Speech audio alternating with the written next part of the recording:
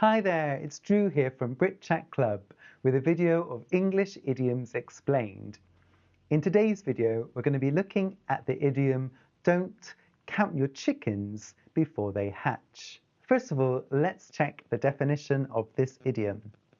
Don't count your chickens before they hatch is a warning to not think you will get something until it actually happens. It means to not make plans or take actions based only on the expectation that a future thing will happen.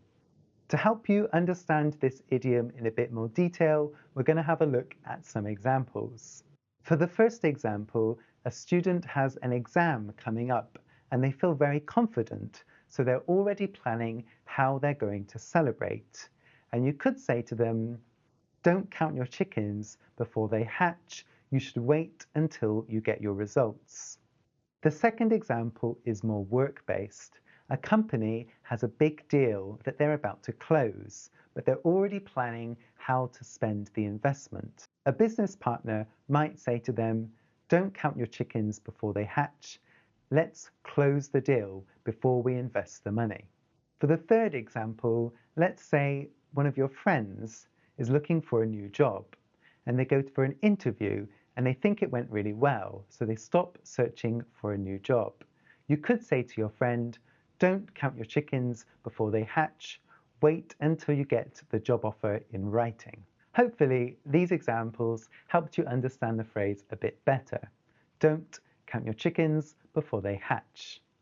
Can you think of an example from your life where you could have used this phrase? As always, let me know in the comment section below.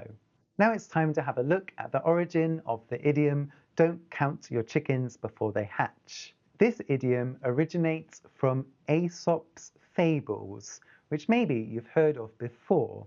Specifically, it comes from the story of a milkmaid and her pail, which is a type of bucket.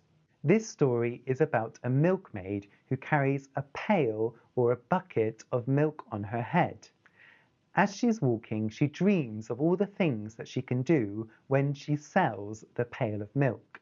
She dreams of buying chickens and then selling the eggs and eventually becoming rich.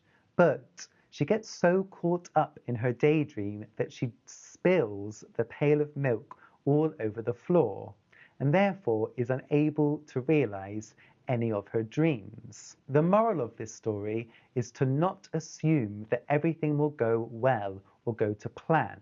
To not count your chickens before they hatch. The phrase was made popular by Aesop's fables. However, the phrase also appears in lots of other cultures and languages.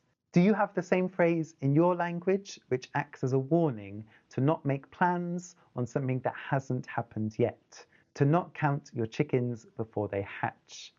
Let me know. That's everything for today's idiom. I hope you enjoyed it. Remember to like and subscribe and check out my website, britchatclub.com, for lots of exciting lessons all about British culture. Thanks for watching. See you next time. Bye.